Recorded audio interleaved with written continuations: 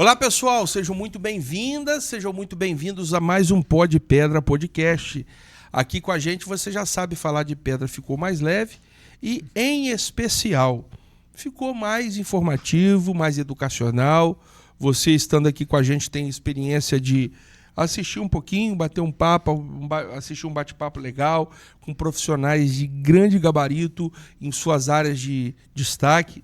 E como, mantendo a tradição aqui, como não poderia ser diferente, eu estou trazendo aqui dois especialistas em um assunto que tomou conta das redes sociais de maneira muito forte, muito grande, muito evidente por esses dias, que foi o assunto envolvendo o salvamento lá da brasileira na Indonésia, no vulcão, né?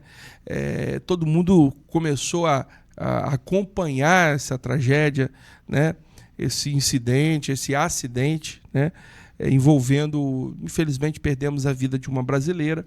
E mais uma vez, esse assunto, salvamento, proteção, esse assunto, cuidado com a vida humana perante as tragédias da própria natureza, né? As forças da natureza, quanto um trabalho de prevenção e cuidado com a vida humana, entrou em evidência. Todo mundo começou a pensar nisso, postar sobre isso. A internet foi literalmente invadida, né, sobre esse tema. E hoje nós trouxemos aqui dois especialistas, e não poderia ser diferente, da área profissional de resgate e salvamento. Nós estamos aqui hoje com o Capitão José, do Corpo de Bombeiros Militar do Estado do Espírito Santo, e o Capitão Scardini, também do Corpo de Bombeiros. O Capitão José, ele é especialista, se especializou e ministra palestra, curso, treinamento dentro da corporação e fora também, na área de salvamento nas alturas, né, que é resgate em montanhas. E o Capitão Scardini se especializou em salvamento terrestre, né, e resposta a tragédias, né? Quando acontece uma tragédia, como a gente vai se posicionar. Eles são especialistas, têm experiência profissional, prática e teórica nesse tema, né? Sejam muito bem-vindos, meus amigos. Obrigado, Capitão José, por estar aqui com a Bruno. gente.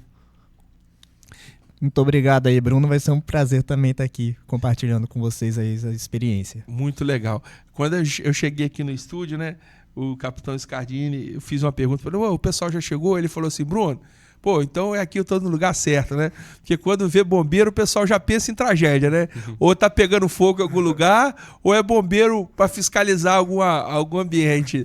Tem essa resistência com o bombeiro mesmo, Zé? Ou não? A população tem um carinho pelo trabalho do bombeiro? É como você falou, depende para o que a gente está indo fazer. Para vistoria, para fiscalização, às vezes tem essa barreira.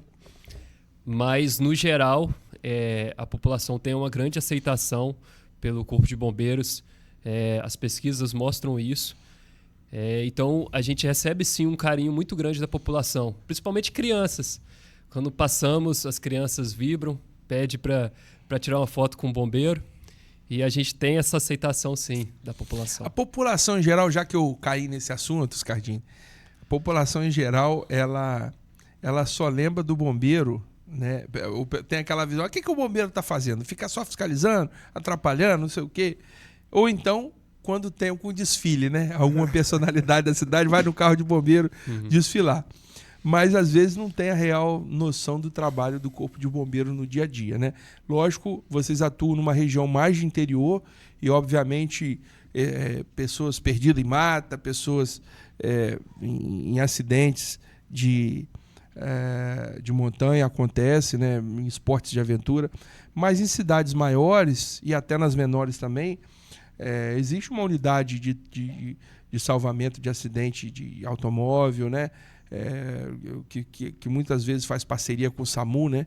Tem o pronto atendimento ali do bombeiro a acidentes, tirar um cara que está lá, às vezes, preso numa ferragem de um acidente, né?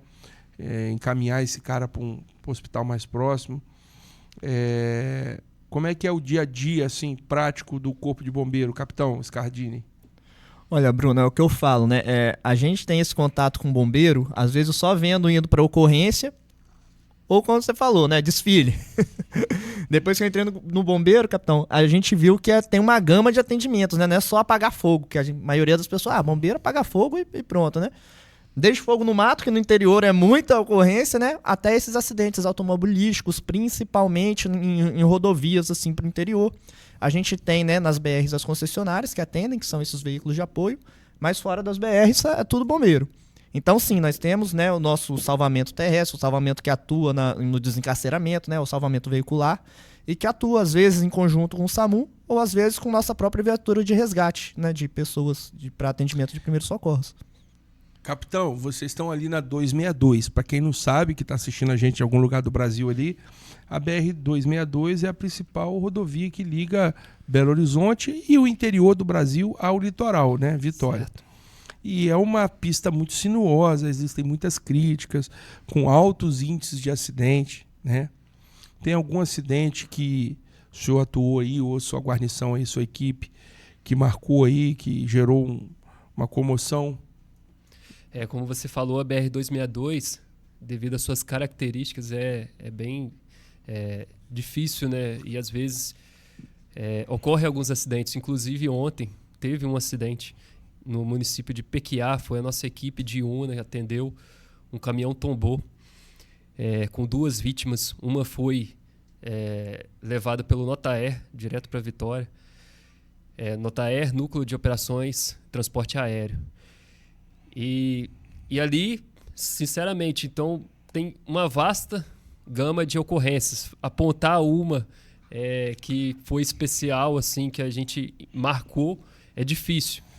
Até porque semanalmente existe acidentes ali na rodovia. Não, eu digo que marcou porque, assim, não era do batalhão, né? Imagino. Chama batalhão também, do bombeiro? Lá é uma companhia. A companhia. Companhia não é da companhia dos senhores, mas que marcou muito nós capixabas, né? Toda vez que tem um acidente envolvendo pedra, né? Bloco que cai, caminhão cai que gera vítimas fatais. Isso é um acidente que tem um clamor muito grande. Eu lembro que anos atrás, eu não sei precisar o nome, aconteceu, se não me engano, já no Espírito Santo ou no estado do Rio, não me recordo, mas vocês vão lembrar do caso. Eu estava voltando um grupo de dança, né? Um grupo de dança folclórica ali de Santa Teresa, daquela região ali, Santa Maria de Jetibá, daquela região de montanhas da nossa aí. E houve um acidente, né, com chapas, com carro, que ceifou a vida de muitas dezenas de pessoas, entre 30 e 40, não sei precisar, mas jovens, né, na flor da idade, né? Quando ocorrem essas tragédias de ônibus, às vezes acontece o ônibus que cai na ribanceira, e, enfim, são as piores, né, cara? Porque é uma quantidade muito grande de vítimas, né, numa porrada só. Exatamente. Inclusive, recentemente a gente teve, né, aquela tragédia do ônibus ali na BR-101, na altura de Anchieta, Guarapari, onde vitimou, né, a vida de algumas pessoas. E, se eu não me engano, o caminhão tombou e bateu de frente, tem até o vídeo, né? Isso. É muito triste isso, né, cara? É isso aí. Agora, o profissional bombeiro militar, ele é um profissional que ele estuda para isso, ele passa por um treinamento, por todo um condicionamento físico, mental, né, organizacional para lidar com tragédia, porque se o cara não tiver preparado com o psicológico e, né, de maneira também física até para lidar com isso, ele não suporta, né, cara? Não é isso, Cardini? Sim, é complicado o que a gente fala, né? A gente não pode deixar a emoção tomar conta na hora do atendimento profissional. E muitas vezes você tem que se conter lá na frente, você, né, os socorristas em geral, não só o bombeiro, mas às vezes médicos, enfermeiros, policiais, ele é uma figura ali de segurança que a pessoa está vendo. Então, imagina, né, você vai ser socorrido por uma pessoa que deixa a emoção dele aflorar. Toda desequilibrada, né? Que fica desequilibrado com o pranto da vítima, né, dos familiares por perto, que às vezes é até pior do que o da própria vítima. Então, sim, o condicionamento mental e físico são muito importantes. Sim. É verdade, às vezes pouca gente aborda esse tema, né, capitão? De entender que é um ser humano que está ali, que foi treinado para lidar com essas situações. Porque imagina o cara tá no meio do atendimento ali e... Peraí, meu celular tocou, peraí. Peraí. Não, peraí, eu vou atender. Peraí, amor. Ô, amor, peraí, eu vou levar o pão pra casa e tal. Ou então o cara tá ali, bicho, eu cansei. Manda vir outro aí, deu minha hora. Não tem condição, né, velho? O cara tem que estar preparado pra essas situações de que vão exigir muito fisicamente e emocionalmente do cara também, né? Inclusive, nos treinamentos, cria-se cenários parecidos com a realidade em que exige do militar esse preparo emocional e físico também, como você disse. Se ele não estiver preparado, ele aborta o atendimento ali no momento mais crítico, né? Eles tentam estressar a gente, né, o capitão? Até a mais. Até a mais, pra ver, na ocorrência, então, você não vai pirar. Você não pode, né, cara? Eu vou te falar pra você, o meu pai é policial militar, né, sargento da Polícia Militar. Hoje, e na época, as corporações eram juntas, né? Certo. Depois que teve a emancipação. O bombeiro ficava dentro do 9º batalhão, tinha a unidade do bombeiro militar lá. E eu era criancinha, eu ia pra lá, fazia juramento da bandeira e tal. E papai era policial, trabalhou no trânsito muitos anos. Muitas ocorrências, ele chegava em casa, falando, contando história. Nunca vou esquecer do dia que ele tirou um cara que... essas guarda-reios laterais eram com tubos de alumínio, né? Não sei se vocês se lembram. Eram tubos de alumínio e uma base de concreto, né? Aí o tubo ligava o concreto no outro. Pô, teve uma vez que ele chegou em casa muito triste, que tirou um cara, que um tubo daquele entrou no cara, assim. E são coisas que acontecem. E isso eu tô falando uma coisa até leve, porque tem coisa pior, né? Mas, enfim, vamos falar de coisa boa, daqueles que as vidas conseguem ser protegidas, preservadas e resguardadas pelo trabalho do Corpo de Bombeiro. Capitão José, o senhor se especializou em resgate nas alturas. Você atua numa região muito desafiadora do nosso estado. Para quem não sabe, a região do Caparaó, o qual está lotado o Capitão José ali. Não, o Scardini, né? O Scardini. Sim, atualmente você está na 2012. Mas o Capitão José também já esteve lá. Muito tempo. Então vocês dois, eu estou falando Na verdade, com vocês dois. o Pico da Bandeira é uma parte minha e uma parte sua, né? Pois é. Parte da minha área e parte dele também, mas cabe que as ocorrências acabam mais indo para Guaçuí mesmo. Se vocês olharem no mapa aí, você que não é do Espírito Santo, não conhece a realidade nossa aqui, tem uma região na divisa do Espírito Santo com Minas, né? Que fica uma cordilheira, né? Em que está ali assentado o segundo maior pico do Brasil, né? Terceiro. É o terceiro? 2.800 metros de altitude. 2.800. O primeiro é o da Neblina, no Amazonas, né? O segundo é o 31 de março, mas é nas mesmas cordilheiras que o da Neblina. Considerando fora aquela cordilheira... Fora o maciço rochoso. E a gente entende muito de pedra aqui, né, galera? Porque a gente, falando de pedra... Eu nem tanto, porque eu sempre fui da área mais comercial, nunca atuei muito. Já atuei, mas menos em pedreiras, né? A nossa galera aqui desbrava montanhas pelo Brasil afora. E 2.800 metros é o terceiro maior pico do Brasil, fora lá da cordilheira da Neblina e do 31 de março.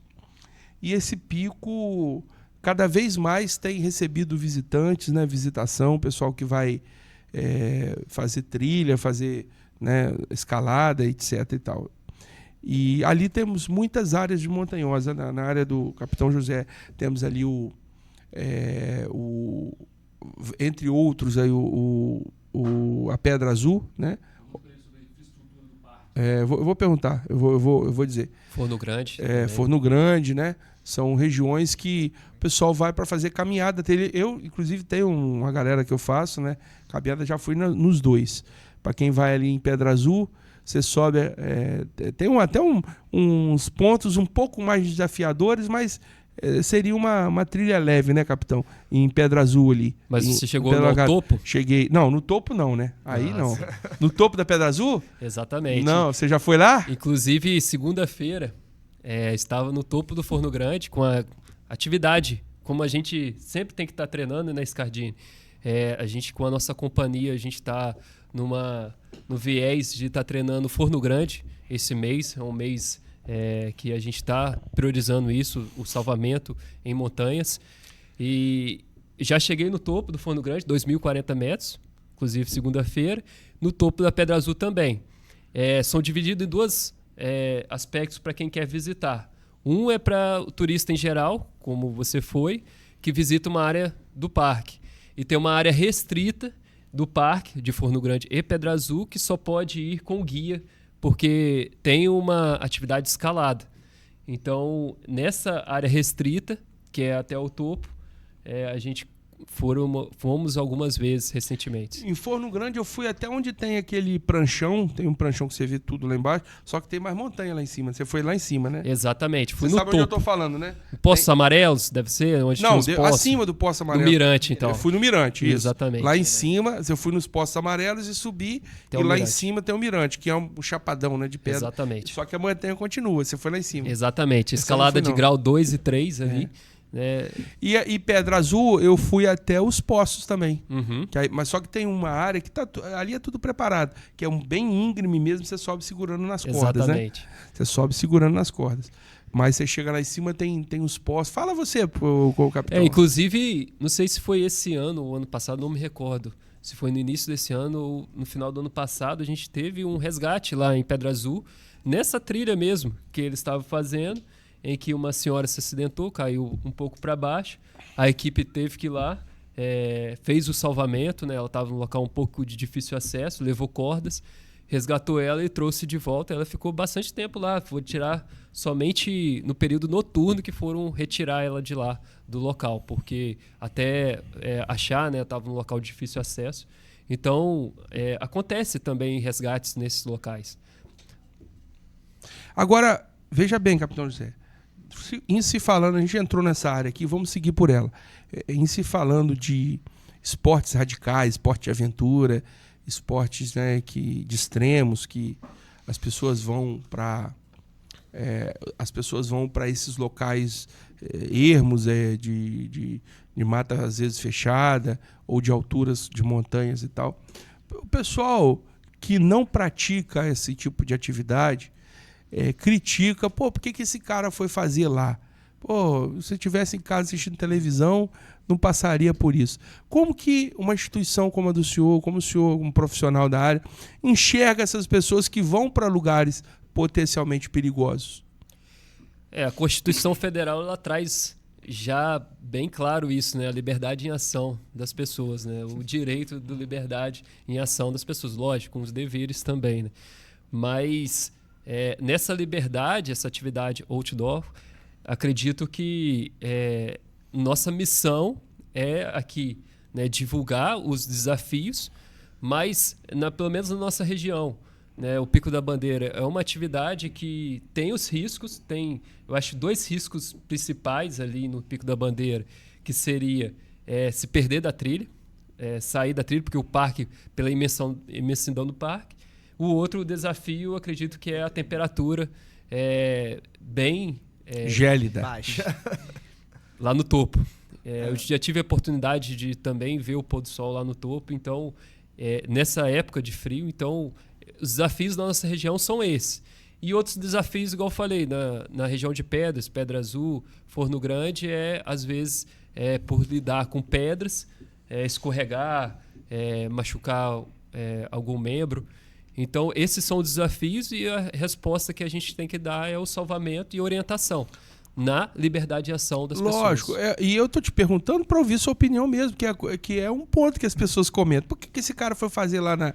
Mas assim, o trabalho do profissional, como o senhor, como os senhores, não é de julgar por que o cara foi para lá, né? Isso aí é da liberdade de que cada um tem. E é um direito da pessoa, né? Mas o cara não se preparou, o cara, no caso do frio, o cara não levou a coberta certa, ou o cara chegou lá, caiu uma tromba d'água e o cara ficou, perdeu o rumo, enfim.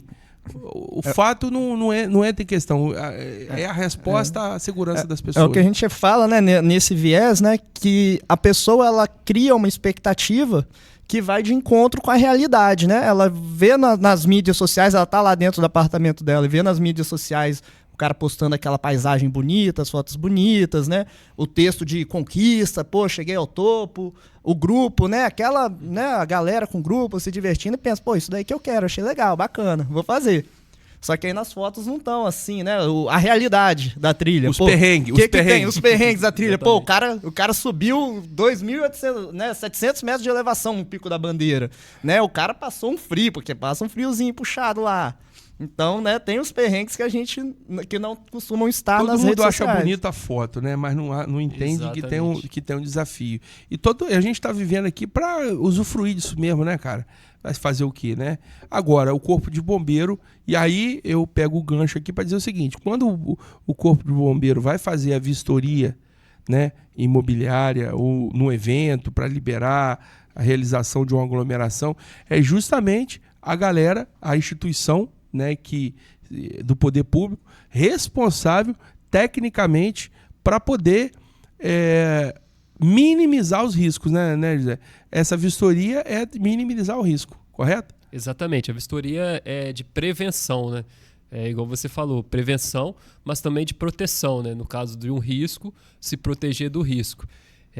A intenção é essa, se prevenir. No caso, as vistorias que nós fazemos é unicamente a questão de incêndio e pânico, né? Lógico, acaba vendo alguns outros detalhes, mas é mais a nossa norma aponta para isso, incêndio e pânico. E já pegando o link com isso, a prevenção ou preparação, como você diz e como o Scardini diz, no Instagram tá a foto lá do grupo no ápice, né? Quando na chegou conquista. na conquista. Mas tem todo o viés até chegar à montanha, o preparo físico, o preparo também emocional. Então, isso requer preparação, o pré, né? O que você vai fazer no pré? E está assim, convicto que você está bem no pré para que todo o estabelecimento ali, tanto a alimentação, como a questão da temperatura, como também a capacidade em fazer a trilha, e transcorra tudo bem. Tem seja todo o planejamento, né? Exatamente, o pré. Muito bem. Agora, Capitão José, pegando essa linha aí, para a gente já tocar nesse ponto, que tem uma curiosidade para todo mundo, a gente ter uma rica oportunidade de gerar um conteúdo aqui com um profissional da área. A gente acompanhou, o Brasil inteiro acompanhou o episódio da brasileira, acho que é Juliana, né? Que esteve lá na Indonésia, foi fazer uma excursão, me parece, né, pelas informações que vão chegando, tanto das redes dela quanto, né, das reportagens, que ela tinha o costume de fazer essa rota, de fazer esse trabalho, de ter esse momento de lazer dela, essa aventura e lugares diferentes. Ela foi lá para um vulcão. Com as informações, e aí ocorreu esse acidente, né? Que a gente ainda não sabe como exatamente aconteceu. Se diz que ela deslizou, que ela escorregou, que ela estava sozinha lá e foi descendo a ladeira abaixo lá dentro, né, caminhando para a cratera do vulcão. Ela não chegou lá embaixo, mas acho que foi 200 metros, alguma coisa assim, que ela estava mais abaixo. 600 metros. 600 metros? Pois é, 600 metros é metro pra caramba, é mais de meio quilômetro. E ela já estava lá embaixo e tal. Qual que é a leitura que você faz daquele acidente ali? O que, na sua visão, na sua experiência, que é um cara que já fez inúmeros resgates, observa naquele episódio? E Bruno, em primeiro lugar, antes de falar sobre esse episódio, acho importante ressaltar um ponto em que nós brasileiros temos a característica de ser muito passional. Então, essa característica às vezes leva a sempre achar que tem um culpado, procurar um culpado. Então, é importante a gente dizer que às vezes não tem um culpado. Às vezes a atividade é de risco, às vezes a atividade é desafiadora, como é esse vulcão. Então, aqui a gente não vai estar julgando as equipes de resposta da Indonésia, se houve negligência ou não, né? Acredito eu, pessoalmente, houve uma certa negligência a partir do guia, né, pelo que foi noticiado das mídias sociais, mas não apontando o culpado, mas dizendo daquele fato em específico, já fazendo essa iniciação, acredito que essa trilha, como foi noticiado, ela dizem que ela era vendida em barracas, né? Barracas no caminho que qualquer um conseguia comprar e ir. Não sei se falava dos riscos da trilha, porque é uma trilha que foi noticiado que há grandes números de acidentes, complexa, né? Não é uma trilha qualquer, mas é uma trilha também que não é também de grande complexidade, por exemplo, que a gente ouve noticiar falar, por exemplo, o Everest. O Everest, mais de 20% das pessoas não retornam.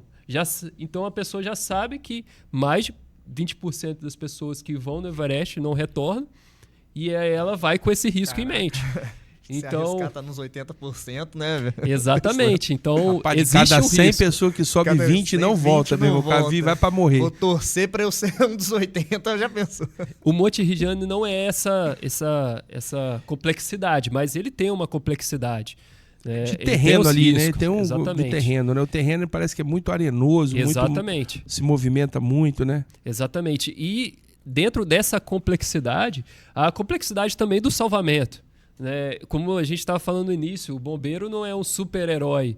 O bombeiro não vai chegar lá e vai voar e vai pegar a pessoa, né, como um super-homem. O bombeiro é uma pessoa e ele precisa de equipamento. E uma premissa nossa, né, Scardini, é eu salvo, eu salvo.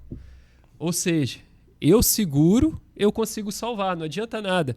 Eu perder minha vida, ou perder minha vida da minha equipe de 8 pessoas para salvar uma pessoa e ninguém vai ser salvo. Então, eu salvo, eu salvo. Foi noticiado aí muitas críticas, né, no sentido por que a aeronave não foi. A gente tem a nossa... O pessoal usou inteligência artificial, mano, para poder fazer um drone chegando com comida, com roupa pra menina. Pessoal... Exatamente. E aí você tocou no ponto sensível, porque foi falado muito isso também. Por que não levou uma comida, uma manta luminizada? Mas a perícia, né, os laudos que foram feitos, noticiou que ela morreu por causa da lesão no tórax, como um trauma. Lesão. Não foi por causa da hipotermia, não foi por causa de fome. Então, mesmo que ela recebesse, não sei se isso seria suficiente para levar para ela não ter um trauma, porque ela já estava numa posição que, às vezes, a gente analisando o vídeo do primeiro drone que foi na cena, a gente vê que parece que ela está numa posição segura, mas não está. Ela está numa posição ali de no mínimo 45 graus e que poderia descer mais. Né? Foi comparado com o irlandês que desceu também e ficou na posição, mas o irlandês ficou bem mais para cima. Então ele ficou na posição mais segura. Ela estava numa posição muito insegura e que necessitava de resgate. Porque era, como a gente falou aqui, era um terreno arenoso. Então é um terreno difícil e escorregadio. Na verdade, não é nem areia ali na verdade, são folículos ali do material orgânico do próprio vulcão, né? Exatamente. Aquelas arinhas vulcânicas. Aí já é mais sua área, né? É geologia. Pedra, né? Não, mas eu tô falando de areia, assim, porque o brasileiro, quando fala em areia, vai pensar em areia da praia, exatamente, areia de construção. E lá era pedregulhos, e isso cai pedra toda hora. Inclusive exatamente, eu vi a entrevista do cara lá, do rapaz lá que salvou e tal. O cara disse que foi de alto risco aquele salvamento. Várias vezes eles acharam que ia morrer. Exatamente, inclusive... Para buscar o corpo. Exatamente, inclusive a gente falou aqui, foi 600 metros. A gente que trabalha com salvamento... Basalto. O Orlandinho tá falando. Pode falar no microfone aí, Orlandinho. É basalto, fala pra galera aí. Basalto. Pois é basalto e você tem basalto lá enxofre, deve ter um monte de troço lá, material orgânico aí. Mas como é que isso mobilizou, né, cara? A galera mobilizou e foi lamentável, né? Aos nossos sentimentos aí, a família, se por um acaso esse conteúdo chegar. A gente fala aqui com muito respeito, né? Muito respeito a vocês, aos amigos, aos entes queridos. E a quem se sentiu comovido mesmo, porque ninguém... tipo assim, a gente fica chocado com uma situação em que você se sente impotente, né, cara? Perante a força da natureza, sabe o que eu acho que pode ter acontecido? Não vi ninguém falando disso, tá? Eu acho. Não sei se tem fundamento que eu vou falar. É o meu achismo total. Mas a gente, quando passa ali na terceira ponte, dependendo da velocidade do vento, no carro, literalmente, dá uma jogadinha pro carro do lado. Eu já passei de moto ali, que eu morei 10 anos em Vitória. Meu irmão, você tá na moto ali, dá um cagaço, pra falar o português claro. Você tá pilotando a moto, meu irmão, dá uma rajada de vento assim, te joga, você segura e tal. Tem velocidades lá que, inclusive, eles fecham a terceira ponte. Tem tempo que não acontece, mas já aconteceu. Eu acho, rapaz, que deve ter... Da menina já estava meio cansada, meio, né, fragilizada. Deve ter passado uma rajada de vento ali, meu irmão, desequilibrado ela. Quando ela foi ver, ela tomou, sei lá. Uma hipótese, né? É uma hipótese. Dentro de outros, inclusive, quem sobe no Pico da Bandeira sabe as rajadas de vento que tem lá por vezes, né? Então, em lugar mais alto, geralmente, as rajadas de vento são mais fortes.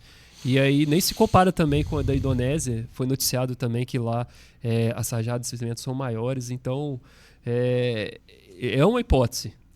Não, mas isso que eu estou falando, eu não vi isso em jornalístico nenhum. E nem sei se tem fundamento. Às vezes posso estar falando uma coisa aqui, ter humildade para dizer que não sei, é só uma hipótese. Agora, o fato é que é perigoso, né? E, infelizmente, a pessoa que se predispõe a viver... como é que fala? Para viver de uma aventureira, perigosamente, né? Vai estar sujeita a isso. Agora, aqui no nosso Pico da Bandeira também aconteceram acidentes, né capitão? Exatamente. Tem um aí que foi bem mediatizado também, miadificado, sei lá se existe essa palavra, mas saiu na mídia, é isso que eu quero dizer, miadificado. Não teve nenhum acidente envolvendo trauma, assim, que eu me recordo. Teve poucos, né, em número, mas o que foi bastante noticiado foi o recente, né, do caso de um rapaz de 41 anos, se eu não me engano. Ele sofreu com as baixas temperaturas, né, hipotermia. De umas 2 semanas atrás, né? Exatamente. Foi exatamente isso daí mesmo. E você estava lá nesse salvamento, Cardini? A nossa unidade de Iguaçuí chegou a ser informada, porém o próprio Ciores, que recebeu a ligação de solicitando apoio, ele já empenhou o Notaer, tinha condições, ele estava em um local que o Notaer conseguia atender. Então Notaer é o helicóptero de salvamento da exatamente, Núcleo de Operações e Transporte Aéreo. Isso, é o socorro. Ele está dentro da Casa Militar, né? Que a Casa Militar abrange tanto o Corpo de Bombeiros, Polícia Militar, e apoia as duas áreas aí. E também no serviço médico, né, do SAMU. Isso. Ele é o helicóptero da segurança pública, vamos dizer assim, desde a atividade policial, né, até... Ases indomáveis. Na época a gente era criança, não sei se vocês vão lembrar disso. Vocês são mais novos que eu. Você tem quantos anos, capitão? 31. 31, vocês são novinhos. E o senhor? Eu tenho 35. 35, eu tô com 43. Vocês não vão lembrar, não, mas na minha época tinha o... Como é que era o Águia de Aço? Que era aquele... Não, Top Gun não, pô. Do helicóptero, pô. Tinha lá o Águia de Aço que fazia salvamento. Depois você pesquisa aí, dá um Google aí, a galera mais velha vai lembrar. Que era um seriado que tinha, que falava de um helicóptero lá que salvava a galera. E agora, Capitão José, pra gente passar pro Scardini, pra gente falar sobre respostas a tragédias aí,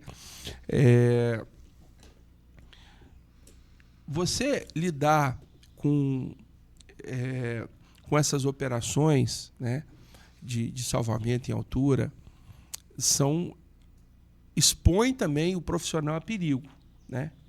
Eu já falei, a gente já pincelou aqui, mas de uma maneira mais enfática e clara aqui. Como que se dá esse trabalho de mobilizar o profissional bombeiro militar? Porque é o seguinte, vamos lá. Você está lá na sua escala, né? 3 horas da manhã, soa um atendimento, um alerta, né? 10 horas da noite, soa um alerta. Ou meio-dia, sol a pique, tem que fazer um atendimento. E esse cara, você estava ali à disposição, mas aguardando o chamado, de prontidão, né? Não sei como é que é o termo que se usa, mas de pronto aviso para atender um chamado. Como é que é essa entrada do bombeiro nesse ambiente de estar em sinal de alerta? Ó, pô, tô ocioso aqui, de repente tocou a sirene. Como é que esse preparo para lidar com coisas que agridem de maneira tão grandemente o físico e o psicológico do cidadão, como é que é essa pronta resposta? Para responder essa pergunta, eu acho importante citar um caso, né? Inclusive, na terra de Cachoeiro, ali no Frade a Feira, naquelas rochas ali, 2 escaladores, eles passaram a noite em cima da pedra e depois foram fazer o rapel numa das descidas da pedra disponível. E aí, um escalador, ele entrou em contato com o bombeiro que houve um acidente. Nós temos equipes de 24 horas em prontidão. No caso aqui, a gente tem uma base em Cachoeiro, a gente tem uma base em Guaçuí, a gente tem uma base em Iuna, a gente tem uma base em Venda Nova, em Castelo, em Mimoso do Sul, isso no sul do estado, Marataízes. E essas equipes, após o acionamento, que cai no CIODES, em Vitória, o CIODES aciona as equipes mais próximas do incidente, mais próxima mesmo, não é pelo município, é o que dá a tempo-resposta mais próximo. E aí, no caso aqui, foi a equipe de Cachoeiro no local. A equipe no local, ela vislumbra o acidente e verifica a necessidade de reforço. Aciona os reforços, que foi o caso dessa ocorrência que eu estou dizendo.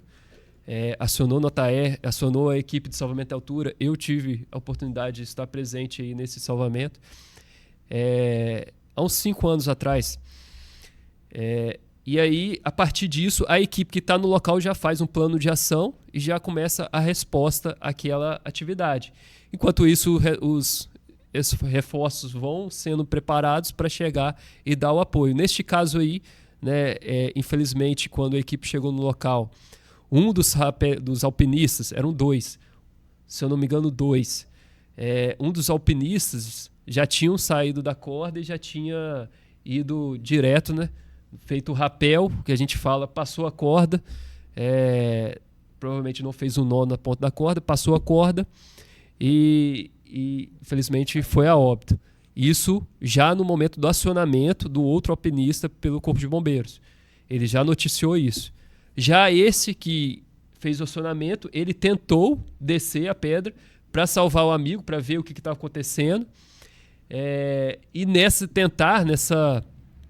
pânico que ele ficou, né, diante da situação, ele se embolou na corda e ficou preso. Ficou preso no meio da montanha, no rapel, e embolado na corda, não conseguia nem subir nem descer, e não viu o amigo. Isso ele passou para o Corpo de Bombeiros, o Corpo de Bombeiros esteve no local. A primeira atuação já do bombeiro. Ele conseguiu ligar? Exatamente. Ele conseguiu ligar do celular dele? Ele que acionou. E a primeira ação do bombeiro é salvar vidas, né? Então, a primeira oportunidade que o bombeiro teve foi fazer o acesso à pessoa.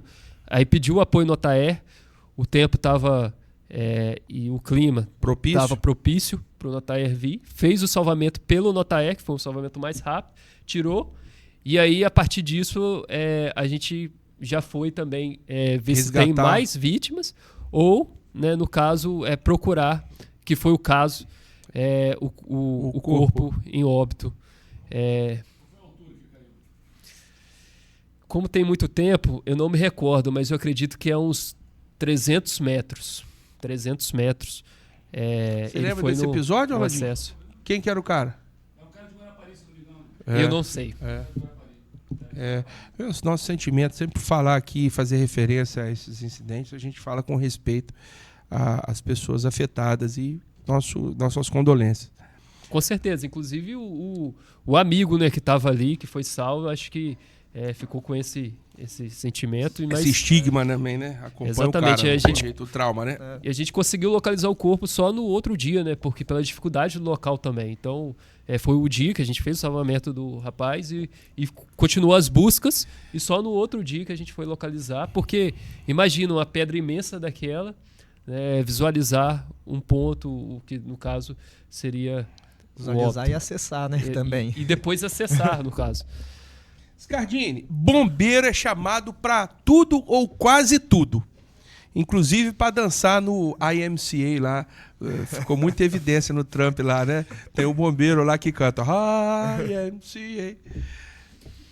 O bombeiro é chamado para tirar menino que prende a cabeça na panela, né? Para garoto que cai em buraco e fica preso, gato na árvore, e burro que fica preso no mata-burro, abelha, cavalo. Bicho, é uma infinidade de troços que quando o cara dá problema, chama o bombeiro. Qual que foi o episódio mais inusitado que você lembra da carreira, que aconteceu com você ou com um colega ou com a sua companhia, que foi um troço assim, caraca, botaram a gente numa enrascada aqui? Inusitado que eu já passei mesmo, que eu digo assim, né, mais leve, foi pra gente tirar um gato de telhado, né? Nossa vida. Aí chega isso daí era 2 da manhã. Então a gente acordou, né? Acordou a equipe, deslocou, foi, né? Sirene ligada, pô. É sério, se a pessoa chamou, a gente tá indo porque é um negócio sério. Aí chegou... Mas não deixa de ser sério, acaba sendo uma vida também, né? Não, Mas também sim. Mas quando a gente chegou lá, Bruno, não era um telhado, era a sacada da janela. Era tipo assim, ele tinha saído da grade da sacada da janela e a dona chegou, não achou o gato, viu ele nessa sacada aqui do lado de fora, que depois era só ele voltar. Na verdade, ele voltou quando o bombeiro chegou e apoiou a escada na sacada, e ele voltou pra dentro da casa. Aí a gente, moça, missão cumprida, valeu. Agora prende o gatinho, bota um agora negócio fecha a janela aí. E você, capitão, tem algum? Que eu me recordo também de um salvamento. A gente trabalha nessa área de salvamento de alturas. E aí a gente, às vezes, acaba indo nas ocorrências mais que a gente mais gosta, né? No caso do oficial, e também nas ocorrências que precisam do apoio. E aí eu me recordo de um salvamento lá em Venda Nova, na localidade de Tapera, para quem conhece lá. Tem umas pedras ali, saindo de Venda Nova, que sob o viaduto, o famoso viaduto, tem umas pedras um do lado do outro. E tinha um cachorro preso ali. E tinha um cachorro preso há muitos dias ali. A equipe foi... salvou um dos cães, né? Fez o trabalho de cordas, salvou um dos cães, mas o outro não achava. O outro não achava. A gente foi, usou o drone, usou o binóculo e não achava o cachorro mais, o outro. Até imagino. E aí a gente tá... Aí eu chamei o aspirante, vamos lá treinar. Isso foi ano passado, vamos lá treinar, vamos fazer um rapel na pedra, enquanto a equipe faz a busca dos cães, né? Para visualizar. E aí o cachorro não tinha... ninguém noticiado que tinha dono, só visualizaram ele lá. E aí, a partir disso, a gente foi fazer um treinamento. Quando a gente está descendo no rapel, quem estava lá? O cão. O cachorro na pedra. E chorando, aí eu falei... Vamos descer e vamos pegar o cachorro de uma vez, e pegamos, e foi uma atividade inusitada, porque foi surpresa. A gente não esperava, a gente foi para treinar. Eu achei até que era eco, porque já aconteceu isso também. O cachorro latia, dava o eco na pedra, o pessoal achava que o cachorro estava preso na pedra, e a gente olhava e não achava de jeito nenhum. Era o próprio cachorro. Era o cachorro latindo em outro canto. Rapaz, ontem eu ri pra caramba, não tem nada a ver com o assunto, mas você falou de eco aí. Rapaz... Enquanto nós estamos trabalhando aqui, tem gente com a mente muito vazia. Tem os caras fazendo meme, Orlandinho. Tem nada a ver, mas você falou do eco. Os caras pegam, ligam para um cara um belo dia e liga pro cara. Olá, tô falando com quem? Aí, fulano, eu sou fulano, sou o Bruno, no meu caso, né? Sou o Bruno. Trabalha com o quê, Bruno? Rapaz, eu trabalho com podcast e tal, não sei o que, não sei o que. Aí eles passam um tempo, cara, eles gravam aquela gravação, né? Eles ligam pro cara com a gravação e botam o cara pra falar com ele. Eu vi isso outro, cara. É velho? Eu achava que isso era novo. Eu falei, rapaz, na hora que eu vi aquilo, eu já fiquei sem entender. Porque eles botaram assim no meme, né? Cidadão fala com ele mesmo. Aí eu não entendi. Aí eles botaram a foto do cara falando, olá, meu nome. Aí, não, Marcelo sou eu. Pois é, eu sou o Marcelo. Mas Marcelo...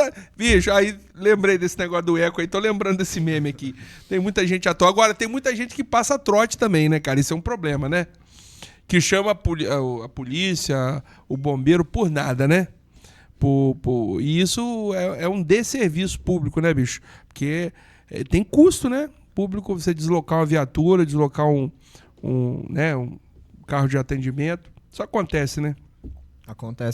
Acontecia bastante assim, né? Eu acredito que ainda aconteça. Agora as ligações são centralizadas no CIODES, né? Lá no telefonista recebe lá em Vitória. Mas antigamente, pelo menos quando era em unidade, a gente recebia bastante. E o problema maior, às vezes, não é nem o custo, é a gente deslocar a viatura e a equipe para um ponto e acontecer um sinistro em outro. Aí a equipe tá fora do quartel, até que a gente consegue contato e retornar ela e tal, mas acontecia bastante. Às vezes a gente já tinha até o número do passador de trote, já tinha até anotado no celular, que a gente falava, ó, é ele já ligando, ó, vamos ver qual que é de hoje. Com o caramunhão aí, o condenado. Agora vamos falar com o Scardini. A gente falou, acho que falamos sobre tudo aí que podia falar, né? Sobre atendimento aéreo ou nas alturas. Capitão Scardini, resposta a desastres. Como eu brinquei no início, né, do nosso bate-papo aqui, o cara só lembra do bombeiro, né, no carro fazendo procissão, né, ou fazendo, né, quando tem algum acidente e tal. E tem um chamamento pro bombeiro que cada vez mais tem aumentado de volume, né, que são os desastres naturais, né? Em especial, na nossa região aqui, acontece muito desastre de enchentes, né? A gente teve aí há 4 anos atrás, ou 5 anos atrás, em Cachoeiro, né, que o rio Itapemirim transbordou. Mimoso foi um desastre, né? A cidade entrou em estado de calamidade, né? Mimoso. Nós tivemos também Iconha, uma enchente devastadora. E na Grande Vitória, por exemplo, né, sempre que chove, muitos municípios ali, Vila Velha, a própria Vitória, fica alagado, as ruas ficam cheias, não dá vazão, e é um problema.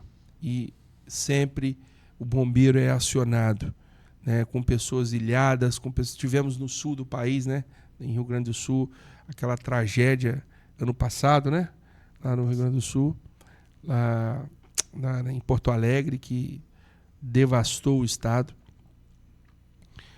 Queria que você falasse um pouquinho sobre qual que é a visão do bombeiro, como é que o bombeiro se prepara, se isso é pauta lá, né, nos estudos de vocês, de que tem aumentado essas catástrofes, como é que é isso? Sim, né, o Corpo de Bombeiros ele atua, né, nesses eventos catastróficos, né, em especial os eventos extremos climáticos que vem acontecendo atualmente.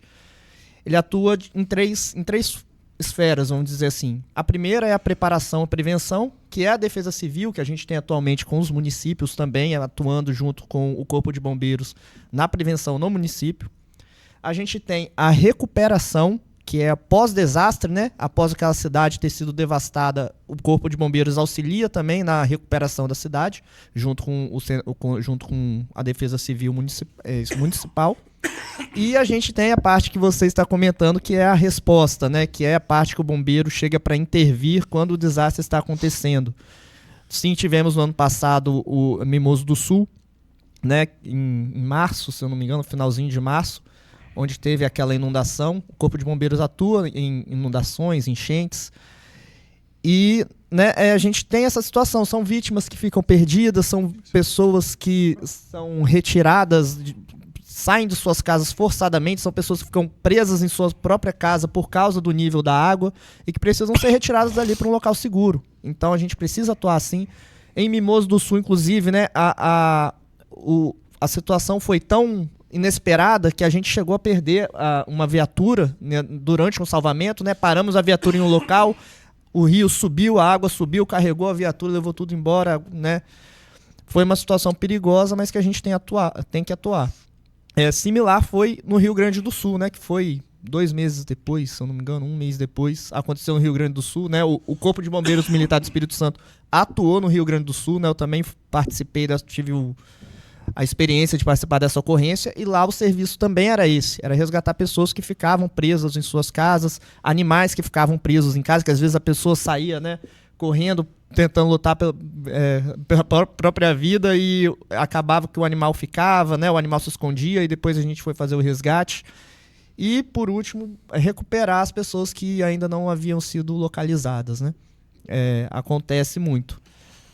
O Corpo de Bombeiros do Espírito Santo, que é a nossa região aqui, ele conta hoje com efetivo a contento, num tamanho adequado para poder intervir nesses eventos, capitão? Hoje a gente tem um centro de especialidade em resposta a desastre, né, que atua 24 horas para acionamento. Então, a gente tem uma equipe disponível todos os dias para resposta em desastre, além das equipes distribuídas nos diversos municípios.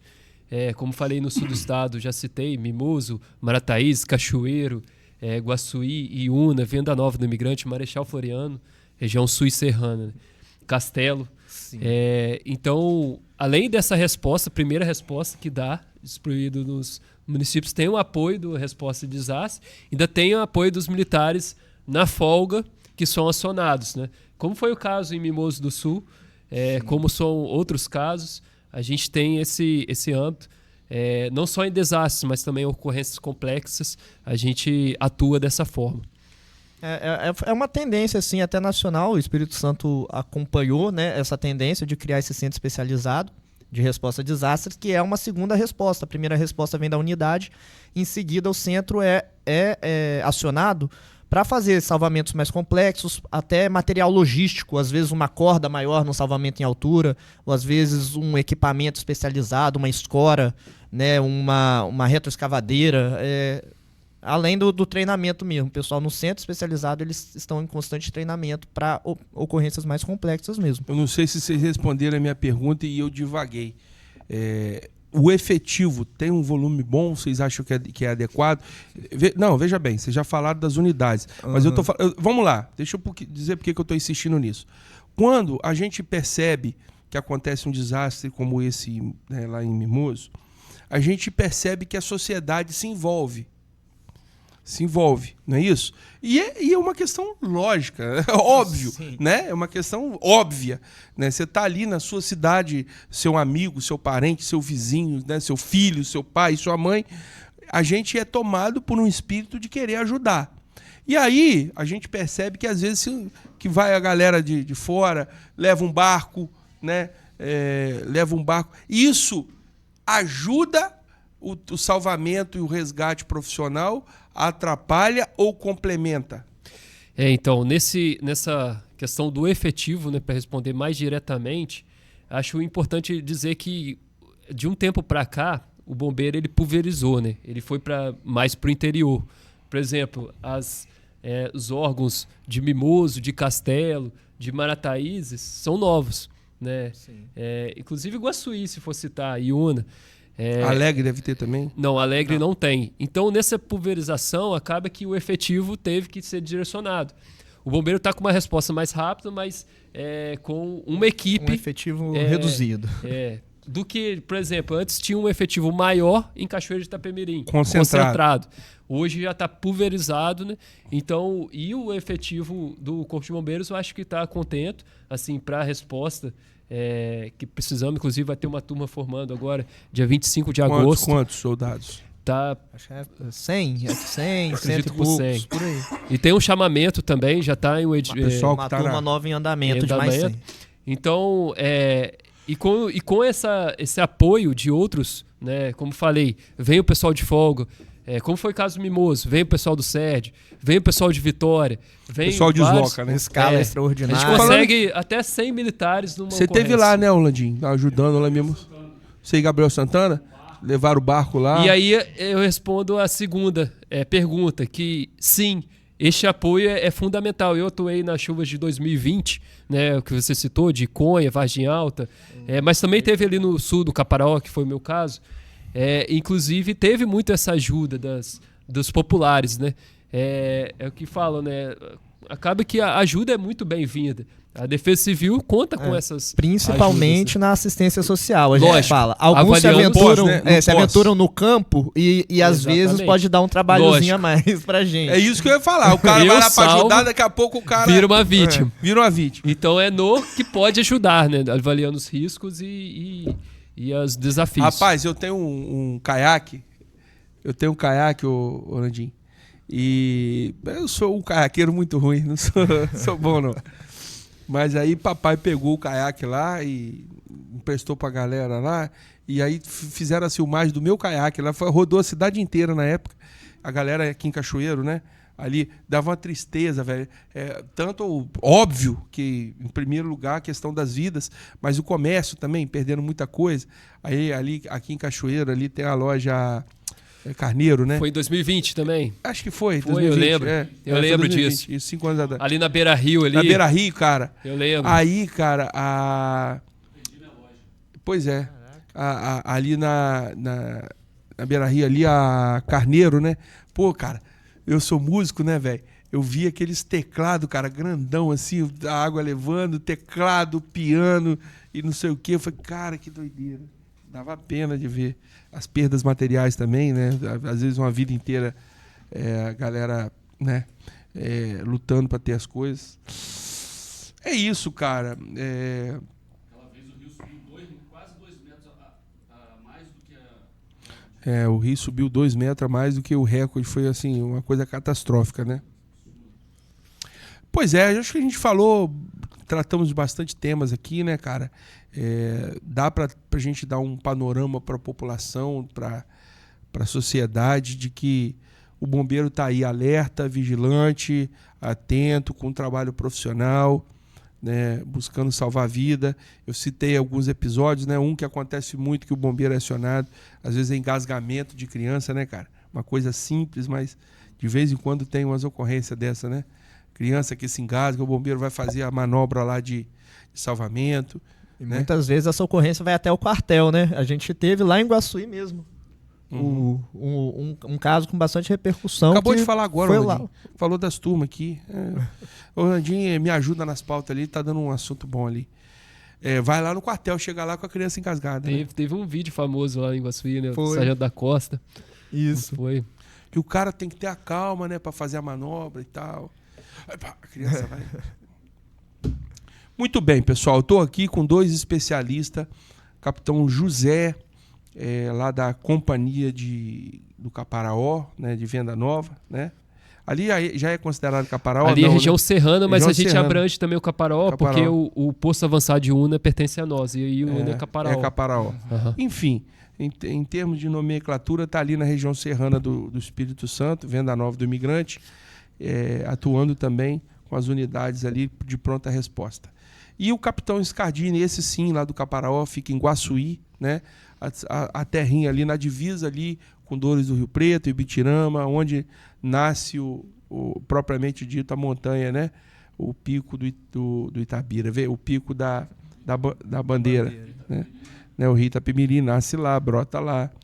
E a gente trouxe um programa aqui leve para você, com a intenção de te munir de informações, te munir de um conteúdo também leve para você pensar nesses temas, no seu cuidado, na sua segurança, né? Não se ponha em um local, em atitudes de risco, de bobeira, né?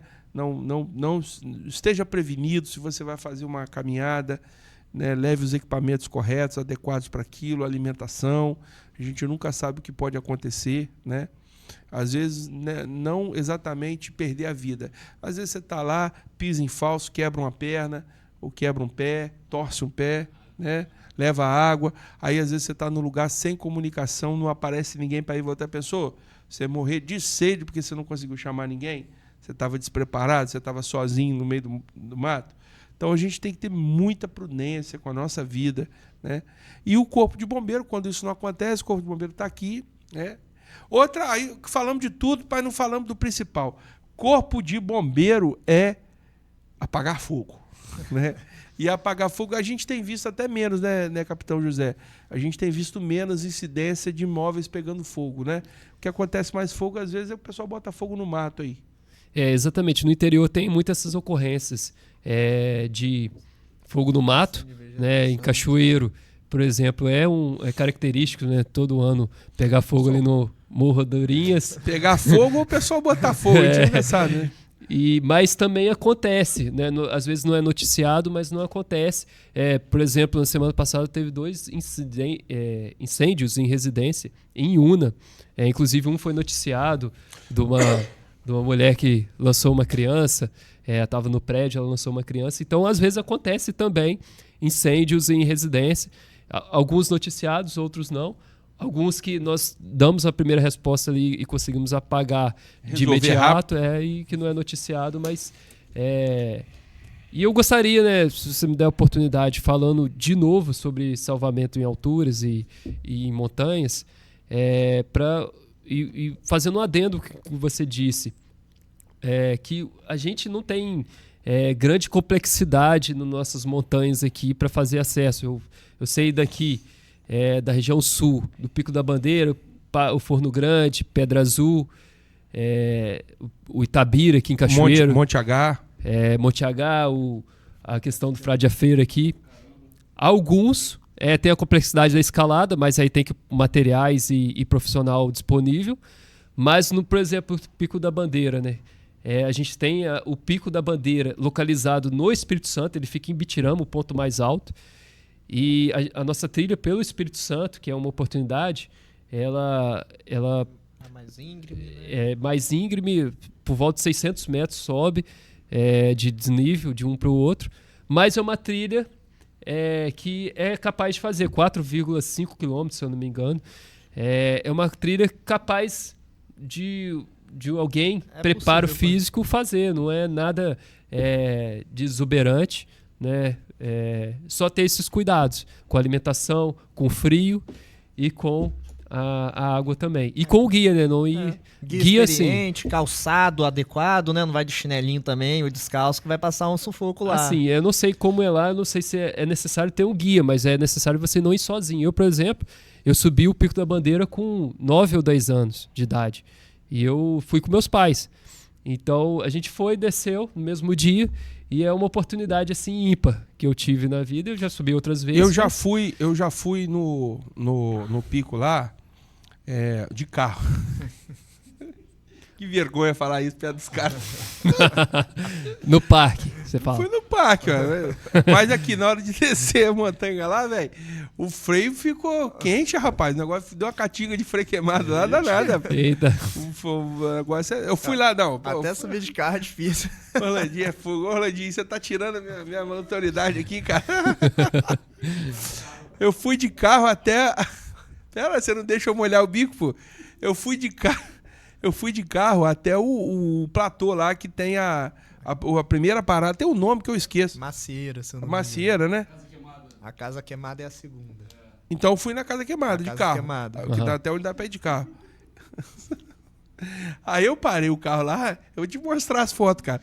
Eu fui lá dentro lá da água lá, tem dos mananciais, lá tem muita coisa legal. Aí eu dei uma caminhada lá, explorei e tal, mas eu subi de carro. Aí dali pra cima que que o pau quebra de guina, né? É isso aí. Vocês fazem essa subida lá, ô capitão, de maneira turística, de maneira de lazer?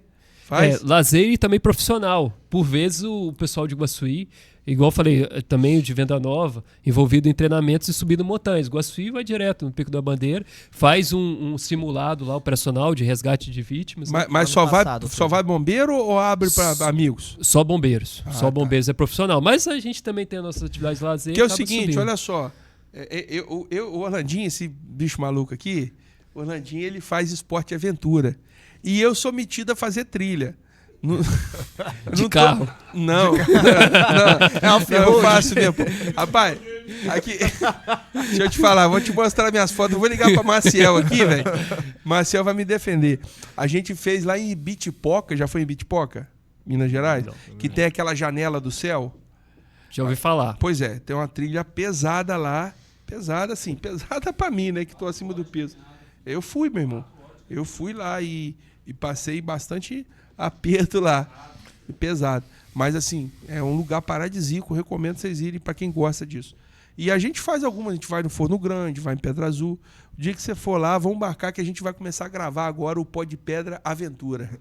Né? Sim. O Aventura, eu e o Orlandinho, nós vamos fazer umas trilhas, vamos fazer uns movimentos de aventura aí. Quando for aí, entre em contato com a gente, com o Orlandinho. Ei, Orlandinho, a gente vai lá cobrir, pô. Vai cobrir o treinamento lá. Ó, vamos com vocês lá. Abre um espaço pra gente lá. Hã? Não, você me fala, eu me preparo aqui. Eu entro no meu condicionamento e vou também. Não tem problema nenhum, não. Combinado, então? Dá pra fazer, capitão? Acho que dá sim. A gente já fez vai isso vendo com aí. Reportagens. Né? Vai vendo. O dia que der, né? Dentro da disponibilidade de vocês. Mas independente disso, a gente em breve vai estar fazendo as nossas aventuras aí. Eu nunca subi lá não e eu sei que é bonito. Eu sei que é bonito. É bacana essa coisa do pôr do sol lá e tal.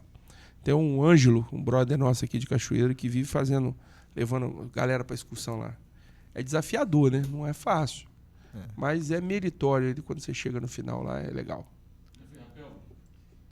Pá, olha meu corpo, olha meu biotipo físico. Você acha que eu sou homem de rapel? Você tá doido, rapaz? Tem 120 quilos, eu vou montar no rapel. Pra descer, o santo ajuda. Meu amigo, de maneira nenhuma. Rapel não. Agora, vamos lutar jiu-jitsu comigo? Eu acho que você vai passar uma apertadinha. Jiu-jitsu, eu sou faixa roxa, me garanto. Acabou de falar, mais de 1.000 quilos. Isso aí não é brincadeira, não, rapaz. Agora eu fico vendo esses caras... O rapel, no caso, nós trabalhamos com o fator de segurança 15:1. Então, assim, a gente coloca o peso estimado da pessoa com o equipamento, tanto o socorrista como o vítima, 120. Então, multiplicando isso por 2, 240. Dá mais ou menos... Os nossos equipamentos são especificados para aguentar 4.200 quilos. Então, porque é o fator de segurança... Então, quanto à especificação do material, pode ficar tranquilo. Né?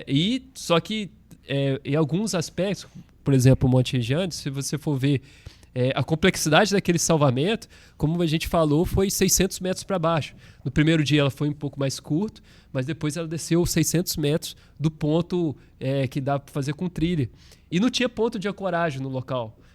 Não tinha pedra para a gente botar um parabote, uma chapeleta, para a gente ancorar e descer. Então, eles utilizaram o tripé de salvamento. Então, um salvamento totalmente complexo. Fizeram 2 pontos de ancoragem, desceu uma equipe, não sei se vocês visualizaram isso, mas desceu uma equipe com cordas. Depois, nessa equipe com cordas, eles desceram outra corda. Porque imagina só, 600 metros. Não desconheço uma corda de 600 metros. E se tivesse 600 metros, qual o peso dessa corda? Então, às vezes, como eu falei no início, né, apontar o dedo, mas a gente tem que visualizar também os desafios do salvamento. Subir toda essa trilha com os equipamentos, com peso e com tripé de Porque salvamento. Não tinha acesso motorizado ali. Os caras subiram com as cordas nas costas, irmão. Exatamente. É muito difícil. E ponto de ancoragem. Eu acho que o maior desafio ali foi o ponto de ancoragem. Eu vi. Eles fizeram 2, né? Ponto de ancoragem. Fizeram atrás do tripé, dá para visualizar, mas... assim, precisaram até utilizar o tripé, que é um equipamento difícil de carregar, mas também não é só os equipamentos, tem que levar comida, água, porque quem está ali, como a gente falou no início, são pessoas que precisam comer, beber, né?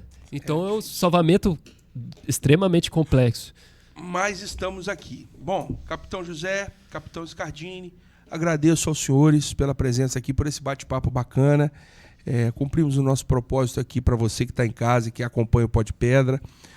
Nem falamos aqui, mas existem resgates também em áreas profissionais, né, em pedreiras, né? Graças a Deus, a área de segurança do trabalho, as NRs melhoraram muito. A gente está para trazer um profissional disso aqui. Isso diminuiu as incidências, mas a gente sabe que muitas vezes ocorreram acidentes, ainda vão ocorrer, infelizmente, para a nossa lástima, a gente sabe que ocorrerá em algum momento, porque isso independe, às vezes, da segurança em si aplicada, mas de fatores externos que a gente não consegue controlar. Mas o fato é que a nossa indústria, o pessoal da Mármore e Granito, melhorou muito todo esse atendimento. E eu quero agradecer a todos vocês que ficaram aqui até o final, agradecer a todos os nossos queridos patrocinadores, as empresas que estão com a gente aqui promovendo o Pó de Pedra, promovendo esse trabalho, acreditando na gente, né? Empresas que enxergam que a gente precisa comunicar melhor o setor da pedra ornamental e levar assuntos de conteúdo de qualidade como esse para a sua casa e para o seu lar. Orlandinho, mais alguma colocação? Tá tudo certo? Isso. Não, hoje a gente finaliza. Eu agradeço a vocês por estarem conosco e você que está assistindo esse canal pela primeira vez, às vezes você é bombeiro militar, leve aí o nosso abraço, né? A toda a corporação, capitão. Eu sou, como filho de militar, eu tenho um carinho, um enorme apreço pelas instituições militares, né? Pela Polícia Civil, por órgãos de segurança pública, porque fui criado pela farda. Se eu estou aqui, foi a farda do meu pai, né? Do meu querido pai, que me sustentou, que me educou, que me doutrinou. E sempre que posso eu trago aqui vocês para a gente debater, para a gente bater um papo sobre esses temas que afligem a nossa sociedade, que botam luz a casa, experiência. A gente está aqui também, capitão, registrando a história, né? Registrando os momentos históricos, o momento em que o capitão Scardini está lá no comando lá da sua companhia, né? O capitão José idem, e a gente está aqui dando voz às instituições, aos personagens que atuam de maneira produtiva a nossa sociedade. Obrigado por ter estado aqui e aceitado o nosso convite. Valeu, vou agradecer também, Bruno, aí pela oportunidade da gente tratar, né, da preparação e da prevenção nas trilhas, né, diminui um pouco o nosso trabalho e deixa aí a população mais experiente, né, sobre o assunto. Muito bem. Valeu, galera. Curta, comente, compartilhe, interaja com esse conteúdo. Volte sempre. Temos todas as nossas redes sociais. A gente está em quase todas as plataformas mais conhecidas aí. Siga a gente, né? E você sabe que aqui com a gente falar de pedra ficou mais leve. Muito obrigado. Tchau, tchau.